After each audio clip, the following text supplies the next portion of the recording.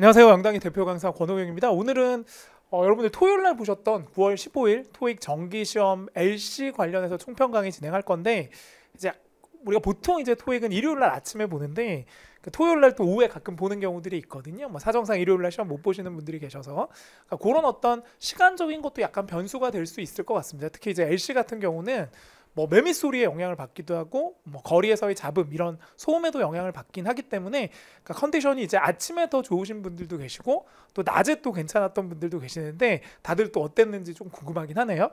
저 같은 경우는 글쎄요, 저는 아침이 더 좋은 것 같긴 한데 큰 차이는 못 느끼긴 했습니다만, 근데 날씨 자체가 이제 여름이 아니라 이제 날씨가 많이 선선해졌기 때문에 뭐 그런 부분에선 조금 여러분들이 플러스 알파가 됐을 수도 있다라는 생각이 듭니다. 전체적인 좀 난이도를 보자면 이 난이도가 좀 주관적인 거긴 해서 여러분들이 좀 다르게 느끼실 수는 있지만, 기존에 이제 여러 선생님들이 시험을 보고 또 다른 학생들이 얘기하는 뭐 여러 가지 이런 것들을 고려했을 때 이번 토익의 난이도는 LC는 중에서 한 중상 정도 사이가 아니었을까. 중중에서 중상. 그러니까 어떻게 보면은 토익 LC의 표준 난이도인 것 같아요. 그래서 기존에 공부를 하셨던 분들이 보기에는 그냥 무난했었다고 봐야 되고, 처음 이제 들어오시는 분들이 보셨을 때 조금 까다롭다라고도 느낄 수 있었던, 그래서 전반적으로 큰 변수는 없었지만 몇 개의 변별력 있는 문제가 있었기 때문에 뭐 난이도는 아주 표준적 난이도였다 이렇게 볼 수 있군요. 전반적인 펄트1 난이도도 거의 이렇게 나옵니다. 그래서 펄트1이 한 중간 정도 난이도고요, 원만 따졌을 때. 그다음 2 같은 경우는 뭐 늘 중상 정도의 난이도를 보이지만, 왜냐면 후반부에 이제 까다로운 간접 답변들이 많이 출제가 되지만 이번 달은 그렇게 2도 예전처럼 까다로웠다는 느낌은 안 들었었고요. 3, 4도 변별력 있는 문제가 조금 있긴 했었으나 뭐 패러프레이징이 많이 됐다던가 성우의 속도가 빨랐다던가 이전에 안 나왔던 패턴의 문제가 나왔다던가 하진 않았었기 때문에 전반적으로 쉽진 않았지만, 뭐 다시 말하면 또 그렇게 어려운 시험은 아니었다라고 보시는 게 맞을 것 같습니다. 점수대에 따라서 조금 점수대가 낮으신 분들은 좀 까다롭게 느끼셨을 거고, 특히 2 같은 경우는 토익 처음 하시는 분들이 가장 어려워하는 부분이기도 하죠. 뒤로 답들을 계속 돌리기도 하고 속도감이 좀 있기 때문에. 근데 기존에 하셨던 분들은, 그러니까 요즘 난이도 한 몇 달 정도 시험을 보셨던 분들은 그렇게 어렵지 않게 볼 수 있었던 달이 아닌가 하는 생각이 들고요. 저는 이제 강의는 RC도 같이 하니까 이제 RC도 같이 보는데 이번 시험은 좀 세븐 쪽이 조금 까다롭지 않았을까. 왜냐하면 그 전전 시험들이 그렇게 세븐 자체가 어렵게 나오진 않았었는데 이번엔 좀 몇 개의 문제들이 까다로웠기 때문에 LC보다는 RC 쪽을 조금 더 어렵게 느끼셨을 수 있습니다. 좋습니다. 파트 1부터 볼까요? 1은 뭐 선생님이 항상 강조하는 게 단어 싸움이죠. 그러니까 뭐 사진을 분석하고 이런 것들이 책에 보면 많이 나오지만 강의에서도 사실은 크게 중요한 것 같지는 않고요. 제가 이렇게 분석은 해드리긴 했지만 사실은 명사 동사들을 어떻게 드러낼 거냐. 그래서 보기가 4개면 사진하고 매치를 하면서 틀린 게 하나라도 있으면 제거를 하면 되니까 오답 소거법을 쓰시고, 만에 하나 모르는 게 있다면 세모를 치고 쫓아가면 된다는 얘기고, 전체를 다 들을 게 아니라 주어 동사 목적어 또는 주어 동사 전명구의 구조를 가지지 않습니까? 여기서 이 주어보다는 이쪽에 있는 동사하고 명사 쪽이 포인트가 되고, 다만 변수는 수동 진행형 같은 경우는 이제 비행 듣기가 좀 힘들기 때문에 그런 쪽의 문제. 2번째, 소리로 공부를 좀 안 하신 분들은 눈으로 보면 너무 쉬운 단어인데 순간적으로 단어들이 사운드로 들렸을 때 놓칠 수가 있기 때문에 평소에 명사 동사들은 큰 소리로 따라하면서 쉐도잉 공부를 해주시는 게 좋죠. 쉐도잉 연습을. 그래서 어제 같은 경우는 정말 전형적 패턴, 선생님이 그림을 아예 바꾸지도 않았습니다. 가장 표준인데 1인 사진 셋, 그 다음에 다수 사진 둘, 사물 사진 하나, 이게 가장 표준적으로 제일 많이 나오는 형태를 토요일날 시험은 보여줬었거든요. 좀 분석을 좀 해볼까요? 첫 번째, 한 명 나오는 사진은 뭐 3가지가 있죠. 처음에 동작을 묘사할 수 있고 뭐 상태도 포함이 돼요. 뭐 서 있거나 들고 있거나 이런. 2번째는 외모 문제, 잘 안 나오지만 뭐 안경을 쓰고 있다던가 이런 거 물어볼 수 있고요. 떨어지죠. 이건 좀 모르고. 그 다음에 사물, 배경. 그러니까 사람이 나왔음에도 불구하고 주위 사물이나 배경을 역으로 주는 경우가 있는데, 어제는 이거 하나 나왔었고 그 다음에 상태, 동작 이렇게 뭐 어떻게 보면은 좀 대표적인 문제들이 나온 것 같아요. 한 개씩. 그래서 그렇게 봐야 되고, 외모 문제는 잘 안 나오니까요. 그래서 좀 봐드리면 그 전화하고 있었던 게 있었죠. 뭐 이렇게 소파 같은 데 앉아서 뭐 옆에 보면 이제 뭐 화분도 있었고 컵도 있었고, 근데 이제 가운데 센터를 보통 보니까 파트 1 사람 사진 같은 경우는, 그래서 제일 대표적인 표현이 이거죠. 전화하다 그럴 때 토킹, 얘기를 하는데 폰, 전화상으로 얘기했기 때문에 뭐 talking on the phone, speaking on the phone 이런 것들을 아주 많이 보셨을 거고요. 구토익부터 해서 뭐 이건 한 2, 30년 동안 계속해서 답이 되고 있는 표현이고요. 상당히 쉽게 나왔었고요. 두 번째는 그 여자분이 이렇게 컵 같은 걸 이렇게 씻는 그림이 있었는데 싱크대는 우리나라 말하고 똑같아요. 싱크라고 쓰고 wash라는 말이 이제 씻다라는 뜻인데 특히 이제 물 같은 걸로 씻어낼 때는 wash라는 말을 씁니다. 설거지 같은 거 할 때. 그리고 뭐 헝겊 같은 걸로 닦아낼 때는 wiping이라는 말 쓰기도 하죠. 그다음에 이제 이번 시험에는 안 나왔지만 뭐 빗자루로 쓸면 sweep을 쓰기도 하고 대걸레로 닦으면 마핑을 쓰기도 하는데 이런 식으로 이제 깨끗하게 만들다, 청소하다라고 할 때 쓸 수 있는 표현들을 정리를 좀 해두셨으면 좋겠다는 생각이 듭니다. 그다음에 이 문제가 제일 어려웠었던 것 같아요. 마지막 문제였었는데 이제 어떤 분이 그 고등학교 이런 데 보면 락커들이 있거든요. 저희 지금 영단기 강남어학원 같은 경우도 저희 복도에 이렇게 그 사물함들이 있어요. 그래서 락커들을 쭉 배치를 해놓고 그다음에 여자분이 이렇게 약간 꿇어앉아서 이렇게 캐비넷 안을 여는 그래서 사실은 이제 여자 쪽으로 냈다면 뭐 무릎 꿇고 있다 닐링 같은 거를 주거나 아니면 뭐 이렇게 넣고 있었으니까 뭐 푸딩이나 플레이싱 이런 거 쓸 수가 있죠. 근데 사실 어제는 뭐가 나왔었냐면 사람보다는 사물이 더 컸었거든요. 락커를 굉장히 크게 줬기 때문에 그래서 락커들이 줄지어 서 있다 그래서 라인업이란 말을 줬습니다. 그래서 이게 또 시험에 많이 나오죠. 우리가 락커들보다는 토익에서 이제 라인업을 본다면 수동태로 상태인데 보통은 나무들이 가로수 같은 것들이 줄지어 서 있을 때 라인업을 많이 줍니다. 그래서 이런 아주 빨간색으로 선생님이 체크해 놓은 단어들은 뭐 토익 뭐 어떻게 보면 굉장히 고전적인 명예의 전당이 있었다면 들어갈 만한 어휘들이 어제는 다 나왔어요. 그래서 이 문제가 조금 까다로웠다. 사람을 줬지만 역으로 사물 쪽의 특징을 줬으니까. 두 번째, 다수인물 사진 이제 2명이 있었고 3명이 있었어요. 그래서 뭐 3명짜리는 사람이 너무 조금해서 보진 못하셨겠지만 저는 그런 것도 세는 게 취미라서 이렇게 몇 명인지 세기도 했었는데 그러니까 여러분이 문제 푸는 거랑 선생님이 보는 건 조금 차이가 날 거예요. 저는 풀이보다는 유형이라든가 이런 것들을 좀 보고요. 그러니까 여러분은 아무래도 점수를 따내야 되니까 조금 접근법이 틀릴 것 같긴 한데 이제 2인 사진 같은 경우는 두 가지죠. 공통 상호 특징을 주거나 아니면 둘 중에 한 명의 특징을 주는데 어제 같은 경우 남자분 두 분이 이렇게 마주보고 있었는데 두 분 중에서 한 분이 그 선글라스도 끼고 있었고 서류 가방 같은 걸 들고 있었거든요. 그래서 둘이 마주보고 있다. 뭐 예를 들어서 서 있다 이런 것들이 나오거나 공통점을 아니면 둘 중에 특징을 잡았다면 오른쪽에 있는 분이 나왔을 거예요. 왜냐하면 서류 가방도 들고 있었고 안경도 쓰고 있었으니까. 근데 이제 어제 같은 경우는 오른쪽 아니나 다를까 공통점이 아니라 그 안경을 쓰고 있었던 분이 그 서류 가방을 들고 있었거든요. 그래서 홀딩이라는 게 상태죠. 이렇게 들고만 있어도 홀딩이 돼요. 캐링이라고 하셔도 되고 그다음에 여기서는 지금 백이라고 썼지만 어제 시험 같은 경우는 브리프케이스 서류 가방이 나왔으니까 그런 단어들 브리프 간단한 걸 케이스 넣어 다니는 가방 그래서 브리프 케이스라고 정리해 두시면 좋겠죠.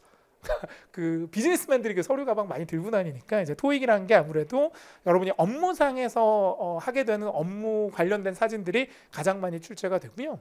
뭐 아시겠지만 그 토익에 나오는 사진의 스토리들이 전부 2, 3, 4에도 나오거든요. LC에서. 그러니까 토익에 나오는 분들이 가는 곳, 하는 행위 이런 것들이 좀 정해져 있습니다. 뭐 직업이든 문제점이든 그래서 그런 것들을 여러분이 또 잘 정리하다 보면 배경 지식이 생겨서 어떤 단어를 조금 더 외워야 될지도 감이 오거든요. 막 무작정 외우는 게 아니라. 그다음에 또 하나 더 있었던 게 이제 텐트를 치는 그렇죠? 자동차가 좀 주차가 돼 있고 막 사람들이 텐트 치는 모습이 있었는데 이건 공통점이 나왔어요. 전형적으로. 그래서 다들 텐트를 치고 계셨는데 근데 이 문제가 조금 어려웠던 게 일반적인 진행형을 준 게 아니라 수동태 진행형을 줬죠. 그래서 우리가 BPP라고 쓰면 일반 수동태가 돼서 그냥 상태거든요. 그래서 예를 들어서 be set up 그러면 설치가 되어 있는 상태.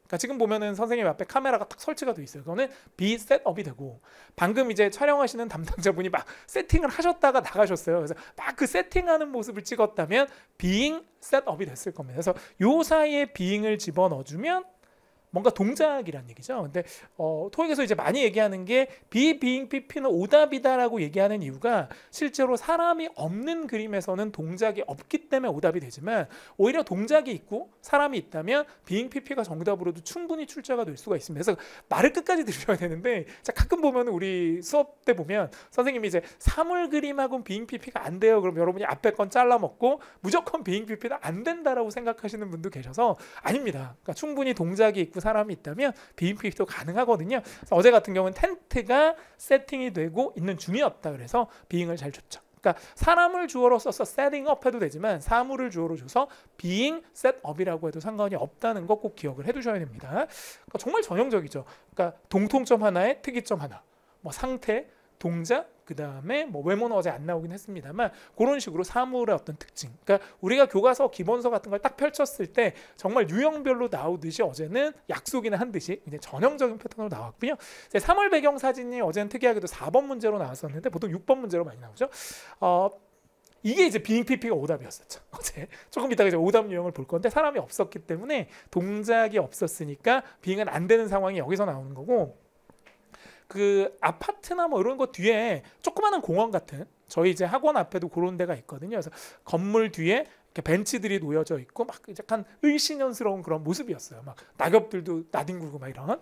근데 거기서 이제 벤치들이 제일 두드러졌어요. 벤치가 한 3개 정도 나왔는데 벤치들이 놓여져 있다 그래서 이걸 수동태로 썼죠. be positioned. 근데 이렇게 쓰셔도 되고요. placed 이런 거 쓰셔도 돼요. 놓여져 있다. 근데 뭐 중요한 거는 position이 명사로도 쓰이지만 동사로도 쓰인다는 거 아셔야 됩니다. 그래서 뭐가 놓여져 있다, 위치가 돼 있다 그럴 때 positioned 쓸 수 있다. 오답 좀 볼까요? 동작 안 맞는 거 제일 많이 내요. 그러니까 사물이 사진에 없는데 보기 중에 있다. 오답이지만 그 케이스보다 요즘은 동작이 안 맞는 동사를 주는 게 훨씬 더 많죠. 그래서 뭐 물 주는 거 없었는데 워터링을 줬다던가, 그다음 drying 뭐 말리는 거 없었는데 줬다던가. 그러니까 어제는 그 설거지 하는데 앞에 보면 그 뭐 종이 타올 이런 게 있었거든요. 페이퍼 타올 같은 게 있는데 드라잉 같은 거 주기도 했었고, 워터링도 화물이 있으니까 함정으로 줬고. 이거 중요하죠. taking off. putting on의 정확한 반대말인데 put on은 많이 아시다시피 착용하려고 하는 동작, 오답이 잘 되죠. 근데 take off 반대예요. 벗으려는 동작인데 토익은 보통 이제 외모 문제를 냈을 때 뭐 이런 장신구 같은 경우를 쓰고 있는 상태, 그러니까 wearing으로는 정답으로 출제를 많이 하지만 쓰려고 한다, 하물며 벗으려고 한다는 건 거의 안 나오죠. 그러니까 여러분 토익 문제집 같은 거 보실 때 뭐 이렇게 안경을 벗으려고 하거나, 선생님 지금 갑자기 안경 벗으면 깜짝 놀라시겠죠. 잘 안 나옵니다. 가끔 근데 입으려고 하는 건 나온 적이 있어요. 막 장갑을 끼려고 하거나 코트를 입으려고 하는 게 정말 몇 년에 한 번씩 나올 수는 있지만 대부분의 경우는 얘가 답이고 얘네들은 오답이죠. 그래서 taking off 듣고 바로 X 하셨어야 되고요. 아까 그 선글라스 끼고 있었던 남자분 사진에서 taking off sunglasses가 나왔었거든요. 조심. 플랜팅 심는 거, 나무 같은 거 있으면 함정 나오죠. 타잉을 이제 묶는 건데 뭐 신발 같은 거 나오면 나오기도 합니다. 그래서 이런 동작들이 전혀 없었기 때문에 동사들만 잘 아셨어도 충분히 제거가 가능했을 것 같고요. 그다음 사물 중심 사진에서는 두 가지. 사진에 없는 사물을 명사를 사용해서 냈다던가 아니면 be being pp, 뭔가 동작이 없으니까. 어제 같은 경우가 이제 이게 나왔었죠. 아까 그 공원 그림에서 낙엽들이 있었으니까 rake가 뭐냐면 그 갈퀴 같은 걸로 이렇게 낙엽들을 긁어 모으는 걸 rake라고 불러요. 그 이렇게 이제 우리 사진에 보면 가끔 이렇게 낙엽들을 긁어 모으는 거 있거든요. 이렇게 갈퀴. 명사로 쓰면 rake고요. 이게 우리말로 갈퀴인가 맞나? 우리말이야. 그 뭐죠? 하여튼 어쨌든 이렇게 막 긁어 모으는 거 있잖아요. 퇴비 같은 거 긁어 모으고 할 때 쓰는 거. 동사로도 씁니다. 긁어 모으다. 특히 이제 우리가 뭐 동 같은 걸 긁어 모을 때도 rake 쓰겠지만 보통은 낙엽 같은 걸 이렇게 긁어 모을 때 raking을 써요. 그다음에 뭐 가로등 같은 게 있었는데 이미 설치가 되어 있었기 때문에 installed가 아니라 being installed라고 나왔거든요. 뭐 X예요. being이 들어가면 동작이 있어야 돼서 실제로는 사람이 없으면 안 되는 경우가 많죠. 물론 예외가 있어요. 뭐 디스플레이 같은 경우는 being을 써도 사람 없어도 되는 케이스가 있지만 아주 예외적인 거고, 그것은 대부분의 경우는 사람 동작하고 being은 같이 가야 된다라고 보시면 되겠죠. 수동태 진행형. 사람이 PP하는 동작이 있어야 정답인데 없으면 오답. 근데 어제는 정답이 되는 케이스도 있었고 오답이 되는 케이스도 나왔었죠. 그래서 두 가지를 다 보셨습니다. Part 2로 갈까요? 이제 제일 어려워하는 Part 1은 뭐 어제 조금 까다로운 게 있었긴 했었지만 원은 원이다라는 얘기가 있죠. 그래서 대부분 5개에서 6개 맞으셨을 것 같고, 이제 2가 문제긴 한데 이게 어떻게 보면은 선약 후강이죠. 앞쪽은 좀 쉽게 주고 뒤에는 좀 세게 주는데 어제는 뭐 성호의 발음이 빨랐다던가 또는 이제 메인 성호가 아닌 좀 특이한 발음의 성호는 없었기 때문에 발음적으로 어렵진 않았을 것 같고요. 다만 이제 내용적으로 돌려서 말하는 게 여전히 많이 나오기 때문에 구토익을 하셨다가 신토익으로 넘어오신 분들은 오히려 Part 3, 4보다는 2가 어렵죠. 유형이 하나도 안 바뀌었는데 어려운 거는 많이 늘어났고 쉬운 건 다 빠진 상태라 의외로 3, 4보다는 2를 많이 어려워하시더라고요. 전형적 패턴 그래도 반복이 됩니다. 그래서 제가 항상 강조드리는 게 질문을 좀 많이 외우셨으면 좋겠어요. 토익에 나오는 질문은 정해져 있으니까 제가 요즘 많이 밀고 있는 청크죠. 덩어리로 외워라. 그러니까 who만 듣지 말고 who, 딴 이런 식으로 최소한 한 문장에서 세게 때려주는 덩어리 두세 개는 들어야 된다는 얘기고, 두 번째는 의문사 의문문 많이 맞추셔야죠. 여전히 쉽습니다. 그래서 어제 시험 같은 경우는 의문사 의문문 11, 의문사 아닌 게 11, 똑같죠. 그 다음에 평서문 3개, 25개. 그러니까 의문사거나 의문사 아니거나. 근데 의문사 없는 게 훨씬 어려우니까 의문사들 좀 맞춰주셨으면 좋겠고요. 여기 이제 매달 반복되는 질문 패턴하고 정답들은 의문사하고 연결이 많이 되거든요. 그래서 어제도 지금 보면 위치가 나오면 뒤에 있는 명사가 중요하죠. 선생님 수업 때 많이 강조하는. 그래서 데스크, 어떤 책상이냐, 그럼 여기서 제가 어떤 자리에 있어요라고 주기는 부담스러운 거예요. 왜냐하면 데스크가 또 데스크로 나오면 동일 단어 반복이 되니까. 그래서 위치는 뒤에 있는 명사를 반드시 잡으시되 이 말보다는 뭐를 찾는 게 좋아요? 원을 찾는 게 좋습니다.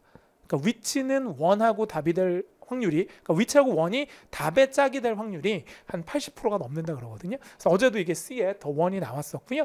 그다음에 장소를 물었을 때 뭐 사무실은 거의 대부분 층수로 많이 얘기하니까 이렇게 좋고, 그다음에 요거는 좀 알아둘까요? 후로 물었을 때 사람으로 구성된 단체나 부서가 답이 잘 돼요. 회사 이런 것들이. 그래서 얼핏 보면 팀이라고 해서 사람이 아닌 것 같지만 사람으로 구성된 팀은 충분히 후에 대한 답이 될 수 있습니다. 뭐 예를 들어서 이번에 대회가 있었는데 어느 팀이 우승했니? 이렇게 해도 되지만 누가 우승했니? 그럼 무슨 팀이요? 해도 되거든요. 그러니까 꼭 사람이 아니어도 사람으로 구성된 명사들은 후에 대한 답이 될 수 있고, 이런 건 조금 어려웠었죠.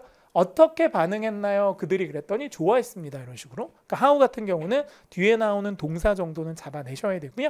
when으로 물었을 때 뭐 연말에요 이런 식으로 and나 year 같은 거 듣고 쫓아가는 아주 전형적 패턴들이 어제도 많이 나왔었죠. 이제 많이 여러분들이 어려워하시는 것들은 이제 간접 답변인데 그건 다음 페이지에서 좀 보고요. 핵심 포인트 좀 볼까요? Part 2는 저는 꼭 정답을 찾아야 된다고 생각하진 않아서 오답 2개를 제거하는 것도 되게 좋은 방법이에요. 그래서 선생님들도 계속 정답만 너무 강조하시는데 정답은 어렵죠. 항상 저는 그런 것 같아요.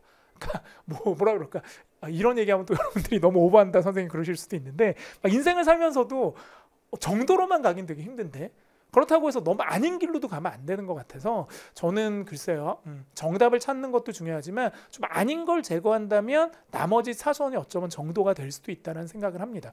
제가 뭐 이런 결정 같은 거 내릴 때도 최고의 결정은 안 내리지만 최소한 최악의 결정은 피해야지라고 생각을 하고 결정을 항상 내리거든요. 마찬가지. 그래서 오답 제거를 잘 하셔야 되는데 다행스러운 건 이 오답도 다 뭐가 있다? 유형이 있더라는 얘기죠.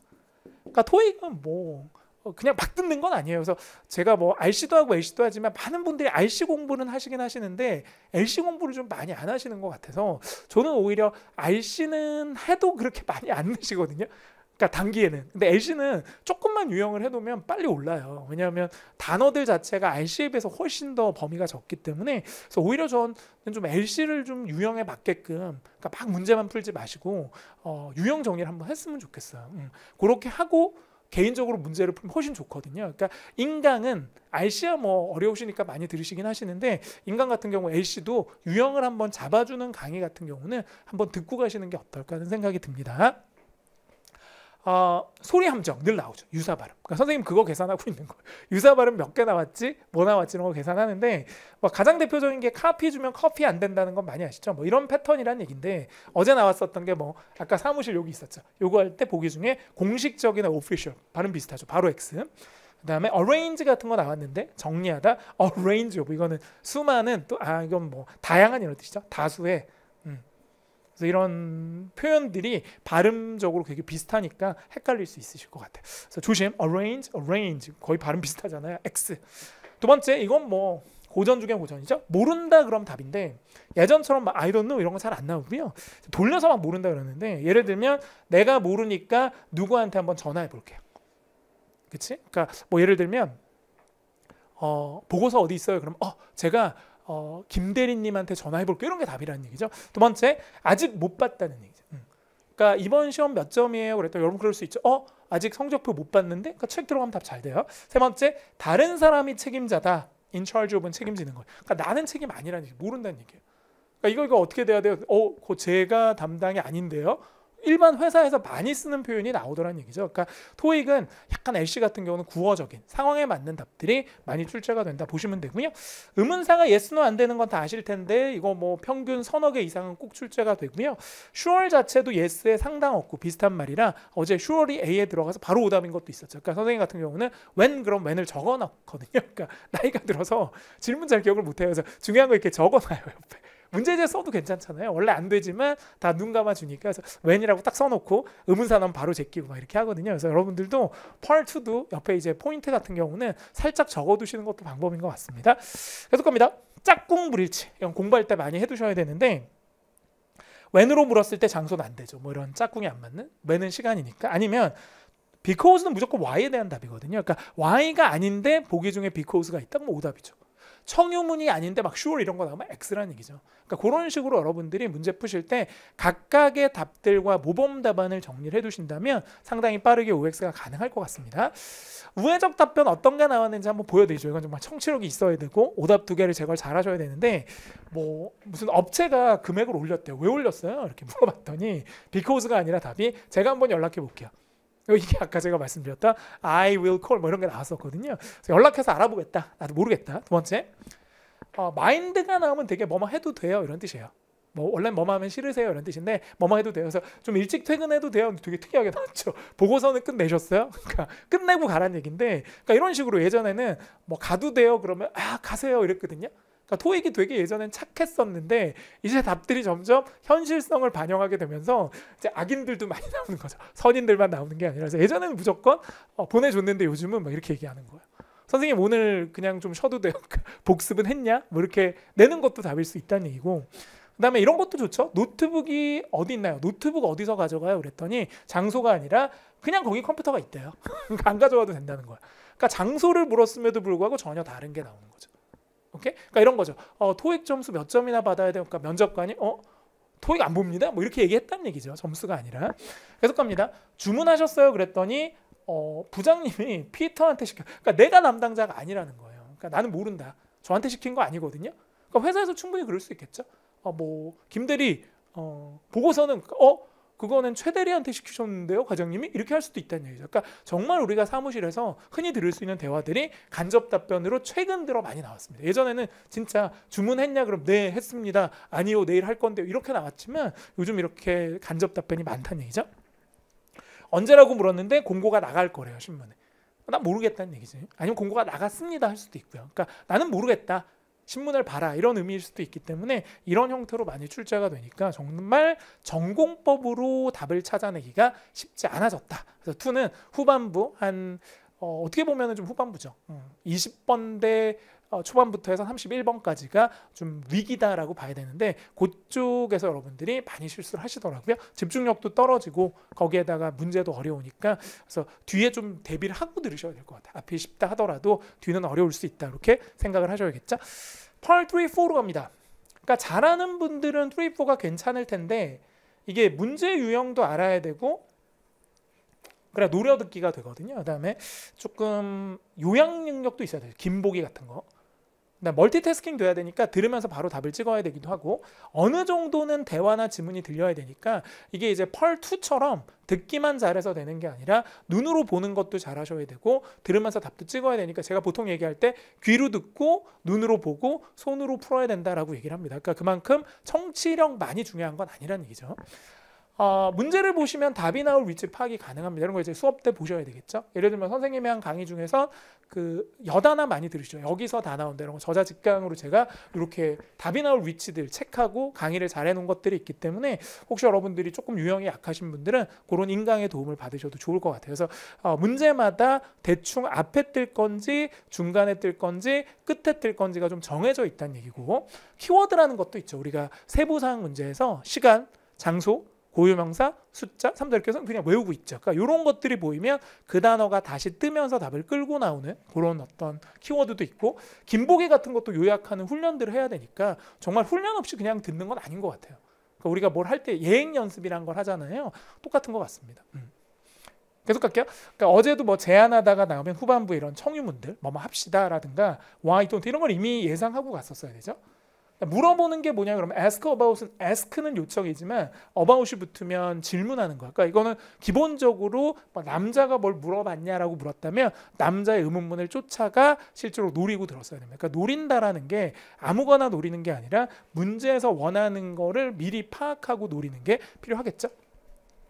지문을 들으면서 정답을 문제지에 바로 체크한다 해서 이게 필터링인데 사실은 듣긴 듣는데 우리가 노리지 않은 부분, 즉 답하고 상관없는 부분은 버리면서 듣겠다는 얘기인데 어쨌든 답이 나오면 바로바로 체크를 하셔야 됩니다. 다 듣고 OMR 용지에 옮기는 건 다음 문제를 못 보는 우를 범하시는 거기도 하고 전체 내용을 다 기억해서 푼다는 건 청취력이 아니라 거의 기억력 테스트가 될 테니까 사실은 선택과 집중하셔야 돼요. 그러니까 문제에서 필요한 것들을 어떻게 골라 들을 거냐. 근데 그거는 이제 여러분 임의로 하는 게 아니라 반복된 훈련을 통해서 주제는 이쯤 뜬다. 시간은 이렇게 뜰 것이다라는 걸 몸이 알고 있는 거겠죠. 그게 체화라고 부르는데 Part 3, 4는 사실은 머리로 푸는 게 아니거든요. 그렇죠? 온몸으로 약간 풀이법이 습득이 돼 있어야 되는 거죠. 세 번째, 지문의 단서가 보기 중엔 다른 말로 바뀌죠. 패러프레이즈라고 부르는 것인데 토익에 많이 나오죠. 그러니까 세 가지 3단계예요. 3, 4는 4도 같은데 어떻게 3단계냐면 문제를 처음에 본다. 근데 대충 읽는 게 아니라 요약하고 유형을 미리 본다. 두 번째는 듣는다. 근데 그냥 듣는 게 아니라 답이 나오면 바로 찍는다. 마지막으로 답의 단서가 보기 중엔 다른 말로 바뀐다. 그러니까 이 3단계 중에 하나라도 삐끗하면 안 되는데 특히 제일 아까운 케이스가 3번이겠죠. 이미 답을 구했지만 그 단어가 바뀌었는데 그 단어를 모르는 거야. 틀릴 수 있죠. 그러니까 보통은 똑같은 단어로 바꾸기도 하지만 포괄적인 어휘로 바꾸는 경우가 많아요. 그래서 어제 같은 경우는 뭐 돌아오다를 return으로 바꾸는 건 똑같은 거죠. 그러니까 나 돌아오세요. 그래서 컴백을 주고 보기 중에 컴백이 아니라 return을 주는 거 이건 똑같은 거고. 근데 어제 같은 경우는 전화하겠다 그랬는데 그 전화를 보기 중에 notify, 알리겠다는 걸로 바꾼 거죠. 원래는 컨택으로 많이 내는데 연락하다 그럴 때 어제는 notify가 나오더라고요. 그러니까 이런 식으로 뭔가 다른 말로 바꾸는데 뜻은 통한다. 이게 포괄적이죠. 알리는 건 크잖아요. 그냥 전화하는 것보다 뭐 알릴 수도 있고 우리가 이메일로도 알리고 전화로도 알리니까 얘보단 얘가 더 큰 거예요. 그러니까 큰 단어로 보기 중에 제시를 하니까 혹시 답을 놓쳤다 그러면 보기 중에 조금 의미가 큰 것들 있죠. 뭐 컨택이라든가 notify 또 뭐 있을까? 이벤트 이런 거, information 이렇게 큰 의미들을 답으로 찍으시면 정답일 확률이 높죠. 의도 파악하는 문제가 가장 어렵죠. 그래서 어제도 제가 3, 4가 난이도가 낮지 않았다고 판단한 이유가 의도 파악하고 시각정보 연계 문제가 어느 정도 난이도를 갖고 있었거든요. 함정이 있었다는 얘기인데 의도 파악은 이렇게 따옴표가 있죠. 유일한 문제. 독해에서도 나옵니다. 독해는 쉬운데 눈으로 보고 풀면 되니까 LC는 듣고 풀어야 되니까 어렵죠. 그래서 앞뒤 전후 문맥을 봐야 되고요. Part 3 같은 경우는 특히 상대방 대사가 중요해요. 그래서 남자분이 뭐라고 했어. 그럼 그 의도가 뭘까는 지가 스스로 얘기하는 경우도 있지만 앞쪽에서 여자가 뭐라 그랬기 때문에 나오고 제가 수업 시간에 많이 말씀을 드렸던 게 남자가 뭐라고 한 이유 그러면 솔직히 여자분의 청유문, 그러니까 요청이나 권유 또는 의문문, 물어보는 거, 부정문, 뭔가 문제점 얘기하는 거 이런 것들이 힌트가 된다 그랬거든요. 그래서 특히 이게 잘 나와요. 그러니까 이분이 뭐라고 부탁을 하니까 이분이 뭐라 거절을 하거나 뭐라 승낙을 하거나 그런 패턴이 많아서 파일프리는 상대방의 대사도 상당히 중요합니다. 어제 나왔었던 거 좀 보죠. 일단 뭐라고 얘기했냐면 남자분이 이런 얘기를 해요. 내일 보러 갈 공연표가 있어요. 그러니까 갑자기 이렇게 하지 않았겠죠. 놀리는 것도 아니고 여러분이 저한테 와서 갑자기 선생님 저 내일 콘서트 가거든요 하고 사라지진 않겠지. 그러니까 제가 뭐라고 하니까 여러분이 그 얘기를 했을 텐데 어제는 사실 공연표는 아니었고 야구장, 제가 야구 좋아하거든요. 야구장 가는 표가 있다라는 말을 했어요. 근데 중요한 건 여자분이 먼저 청유를 한 거죠. 그 전에 뭐라 그랬냐면 내일 병원 예약이 있어서 좀 교대조를 좀 바꿔달라 그랬어요. 그러니까 우리가 뭐 데이 시프트, 나이 시프트 이런 말 쓰는데 좀 바꿔주십시오 했더니 이분이 뭐라 그랬냐면 아니요라고 한 게 아니라 저 사실 내일 야구장 가야 되는데 뭐 하는 거예요. 물론 요청을 거절하기 위해서라고 나올 수도 있지만 어제는 그렇게 나오지 않고 남자가 여자를 도와줄 수 없다라는 걸로 나왔죠. 그러니까 이런 식으로 이 사람의 대사를 못 들으면 이것만 갖고는 추론하기 힘든 케이스가 하나 나왔었고요. 또 하나 더 보자면 이건 제가 좀 많이 바꿔놓은 거긴 한데 어제 나온 건 이런 거였어요. 짐이 몇 킬로까지는 무료고 그런 게 있었거든요. 그래서 이 얘기를 합니다. 그러니까 어제 나왔었던 건 예를 들면 제 짐은 40kg인데요. 이렇게 나왔거든요. 근데 좀 바꿔봤어요. 그래서 저는 토익이 600점이에요. 그러니까 지나가다 여러분이 갑자기 나한테 이런 얘기가 얼마나 무섭겠니. 화장실에 있는데 남자분이 툭툭 선생님 600이에요 하고 여기 막 다크서클 있고 그럼 제가 너무 무섭겠죠. 그게 아니라 뭐라 했겠죠 앞에서. 그러니까 이분이 뭐라 그랬었냐면 예를 들면은 짐 30kg짜리가 무료예요. 이런 말이 나와요. 그랬더니 이 사람이 딱 그 말을 친 거거든. 어제는 시험 보신 분은 알겠지만, 근데 이제 좀 바꿔봤습니다. 그래서 토익 700점 이상의 응시 가능합니다. 그랬더니 이분이 저는 600인데요. 그러니까 이 말을 한 이유는 무슨 의미예요? 이 요구사항에 자기 점수가 도달되지 않았다는 걸 나타나기 위해서기 때문에 여자의 토익 점수가 요구사항을 충족시킬 수 없다. 그래서 어제는 뭐 충족시키다 할 때 meet 나왔었고요. 요구사항이라고 할 때 requirements 그대로 나왔습니다. 그래서 요구사항 충족이 안 됐던. 어제는 무료 짐보다 지 짐이 훨씬 더 무거웠던 케이스가 나왔죠. 시각정보 연계 문제. 그림 보고 푸시는 건데 3개 중에서 1개 look at the graphic만 들어가는데 요즘은 예전보다는 조금 함정이 많아진 것 같아요. 그러니까 패턴이 바뀌었다기보단 함정을 주더라고요. 어제 공통적인 특징이. 그래서 보통 이제 이런 약도 그림이 나오면 2가지를 제가 보라 그래요. 첫 번째는 지형지물, 두 번째는 장소의 전치사. 그러니까 어제 이렇게 나오긴 했었어요. 근데 중요한 건 조금 함정이 있었죠. 예를 들면 비슷한 거예요. 어제는 이렇게 뭐 이렇게 나왔었죠. 101, 102 이렇게. 여기가 계단으로 나왔는데 제가 좀 바꿔봤습니다. 보기 중에 A, B, C, D가 나와요. 그래서 시각정보 연계 문제 가장 기본은 보기 중에 나와 있는 답을 절대 소리로 줄 수가 없어요. 그러니까 여기 같은 경우는 A입니다, B입니다, C입니다, D입니다를 줄 수가 없어요. 소리로는. 그럼 뭘로 줄 거냐? 얘네 대신에 이런 걸 이용해요. 뭐 엘리베이터 건너방이라던가 뭐 예를 들면 출구 옆이라든가 이렇게 해서 장소의 전치사를 이용해서 대신 준단 말이죠. 그러니까 어제 같은 경우 뭐가 나왔었냐? 문제를 좀 여러분이 잘 보셨어야 되는 게 남자가 언급한 사무실이 어디냐라고 했었는데 사실 이게 여자 대사로 착각할 수 있으니까 여자 그랬거든요. 안녕하세요. 저희 사무실은 출구 바로 옆이라서. 그러니까 그걸 들었다면 A를 찍어야 돼요. 근데 A가 아니었다니. 왜냐면 여자가 어디에서 근무하느냐를 물어본 게 아니라 남자가 말한 사무실이 어디냐 그랬었거든요. 그랬더니 남자가 뭐라 그랬냐면 그러시면 저희가 출구에서 가장 멀리 떨어져 있는 사무실을 배정해 드리겠습니다. 그래서 남자가 얘기한 건 오히려 여기 이거였어요. 그러니까 왜 어려웠냐? 그냥 우리가 배운 대로 하자면 그냥 출구 옆에서 이걸 찍어야 정상이지만 문제를 잘 봐야 돼요. 남자가 언급한 건 오히려 더 멀리 있는 걸 얘기했기 때문에 2가지 케이스를 다 주고 여러분이 선택을 해야 되는 그렇게 냈기 때문에 조금 시각정보 연계 문제도 이제 해당 문제를 좀 더 자세히 봐야 되는 그런 때가 된 것 같아요. 뒤로도 좀 비슷한 게 많습니다. 2번째 표 문제를 한번 보자면 제일 많이 나오죠 이런 표가. 그래서 어제는 영업시간을 줬었어요. 빵집이었는데 영업시간을 주고 지점이 이렇게 4개가 있는 거. 오케이? 문제를 잘 봐야 돼요. 남자가 어느 지점에다가 전화를 했니? 그러니까 이거 잘 보시면 잘 판단하셔야 될 게 보기 중에 A, B, C, D가 나온다면 얘는 절대적으로 소리로 못 내줘요. 내면 함정이고 그럼 이거 갖고 대신해야 되죠. 이게 약간 아바타 똑같죠. A점은 8시부터 9시까지 B점. 근데 공통적으로 지금 얘가 똑같죠. 그러니까 이런 건 기준이 안 돼요. 다 8시니까. 그러니까 끝나는 시간 갖고 얘기하면 되거든요. 근데 이제 어제 같은 경우는 남자가 어느 지점에 전화했냐지만 실제로 답은 여자가 얘기했었죠. 물론 어제는 또 남녀가 바뀌긴 했는데 제가 약간 변환을 시키긴 했습니다. 이해만 하시면 되고요. 그래서 여자분이 뭐라 그랬냐면 이게 함정이 되게 세더라고요. 그러니까 여자분이 저 6시에 문을 닫습니다라고 했어요. 그러니까 남자분이 전화한 곳은 여자분 자기가 얘기한 게 저희 6시에 닫아요 그랬기 때문에 6시에 닫는 데가 여기밖에 없죠. 근데 D인데 함정이 뭐가 있었냐면 남자분이 그렇게 얘기해요. 저 케이크를 제가 7시에 찾을게요. 그럼 7시를 듣고 1로 갈 수도 있어요. 배운 대로 하자면. 예전 문제집은 다 이렇게 해서 답이었거든요. 근데 요즘은 이렇게 주면 안 되는. 그치? 7시는 얘가 찾으러 가고 싶은 시간인 거고 답이 되는 힌트가 아니라 오히려 여자분이 저희 지점은 6시입니다라고 얘기를 했기 때문에 여기서 제가 또 하나 더 말씀을 드리자면 이거 2개는 똑같죠? 어제 똑같이 나왔거든요. 이거는 안 돼요. 둘 다 답이. 이 2개의 정보가 똑같다는 건 이 2개는 구분할 포인트가 전혀 없기 때문에 이거 아무리 줘도 둘 다 답이 2개가 되죠. 그러니까 이미 문제 풀 때 얘는 제꼈어야 돼요. 얘 아니면 얘인데 얘도 제끼고 돼요. 그러니까 이미 보이는 거죠. 이거는 문 닫는 시간을 기준으로 지점을 찾아야겠구나. 그래서 요즘 3, 4의 특징은 듣고 생각하는 게 아니라 듣기 전에 생각을 해야 되고 듣기 전에 생각을 해야 된다는 건 들으면서 창의적으로 여러분이 볼 수도 없지만 사실 시험장에서 몇 초 안 되는 시간으로 포인트를 잡기도 힘들다. 그렇다면 결국은 평소에 공부할 때 이런 훈련들을 많이 해서 정말 1, 2초 안에 포인트를 잡아내야 되는 그게 이제 관건인 것 같아서 뭐 모든 시험이 다 그렇겠지만 토익 시험도 유형 미리 정해져 있는 틀들을 많이 연습하고 가시는 게 굉장히 중요하다는 생각이 듭니다. 자 마지막으로 Part 4를 할 건데 Part 4는 한 사람이 얘기한다는 특징도 있고 단어가 좀 어렵다는 특징도 있죠. 근데 중요한 건 또 쉬운 점은 Part 3에 비해서 이렇게 나오는 주제가 거의 정해져 있어요.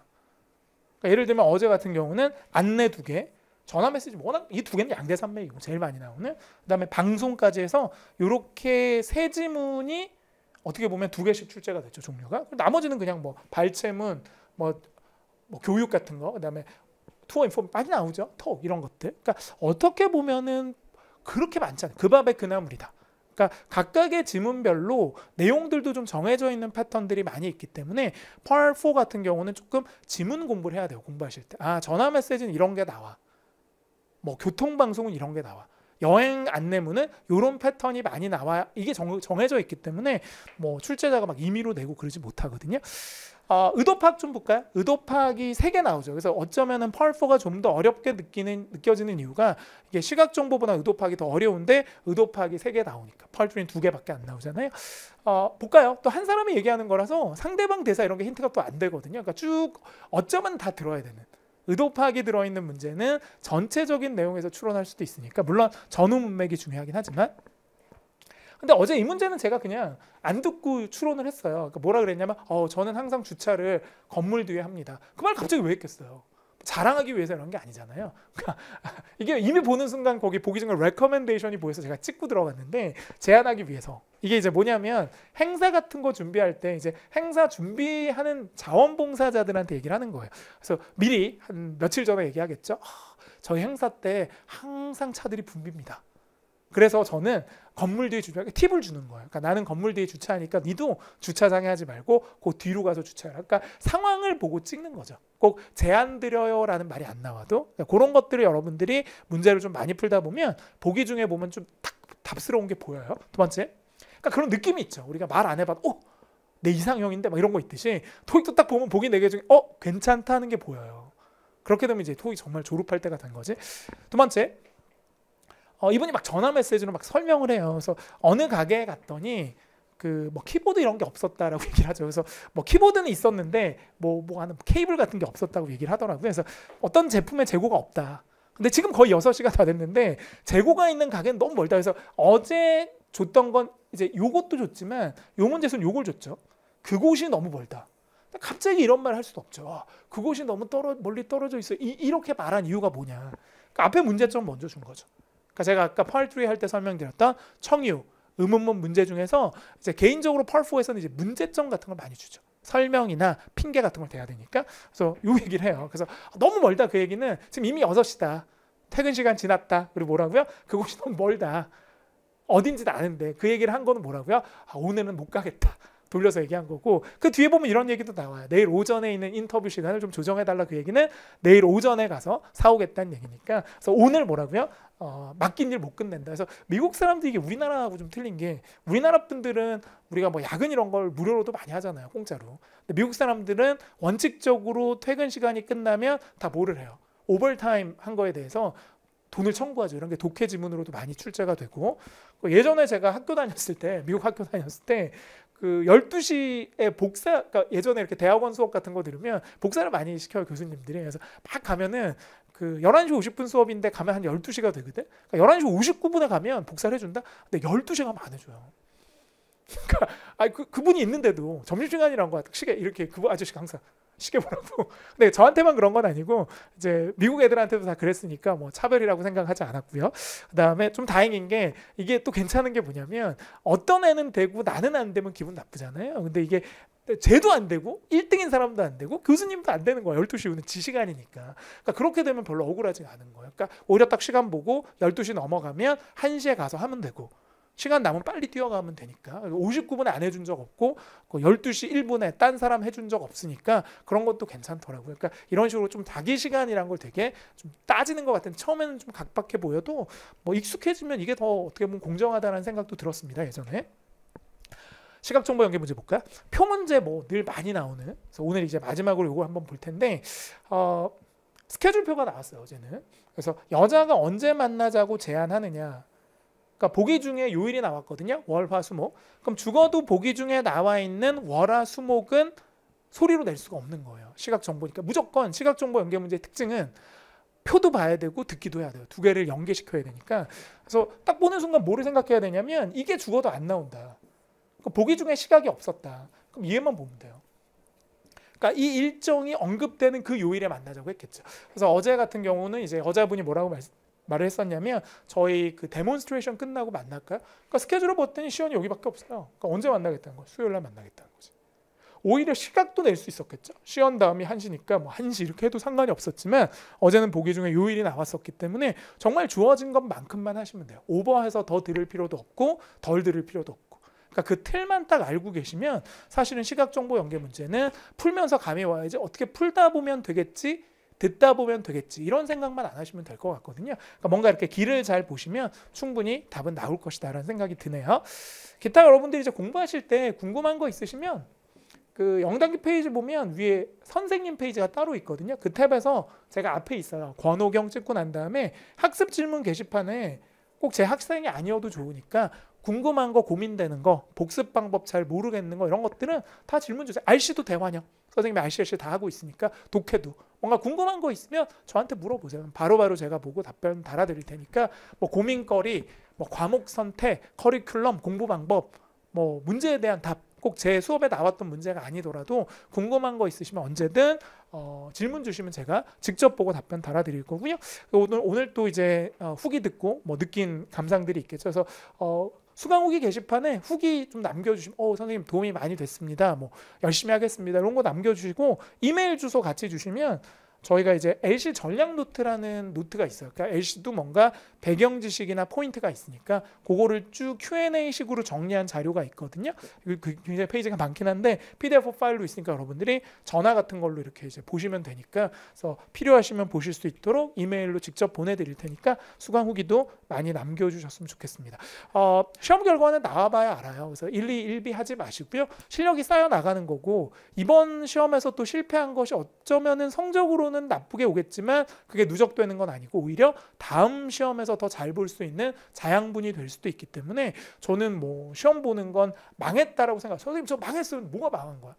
빵점을 맞아도 거기서 배울 게 있다네요. 시험장에 대한 분위기도 여러분들이 익히셨고 그 다음에 실제 최신 문제를 보셨기 때문에 다음번에 시험장 갔을 때 훨씬 더 여러분이 실력 발휘하기 좋단 말이에요. 그러니까 망한 시험은 없다라고 생각을 합니다. 오케이, 그래서 열심히 최선을 다해 주시고 그 다음에 토익은 정말 LC는 그렇습니다.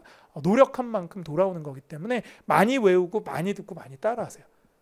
자연스럽게 점수는 따라오는 거니까 좋습니다. 화이팅하고 마무리할 거고 저희 또 다음 제가 선생님 또 요즘은 라이브 강의도 하고 무료 강의도 많거든요. 그래서 제 강의 들으시는 분들은 온오프라인으로 직접 볼 수도 있고 무료 강의도 많이 하니까 라이브 강의도 많이 들어주시고 저희가 또 매주 선생님이 수요일 정도에 라이브 강의 하는 게 있어요. 그래서 여러분들이 사이트 들어오시면 저랑 같이 소통하면서 문제 RC도 하고 LC도 하고 할 거기 때문에 관심 있는 분들은 많은 참여 부탁을 드립니다.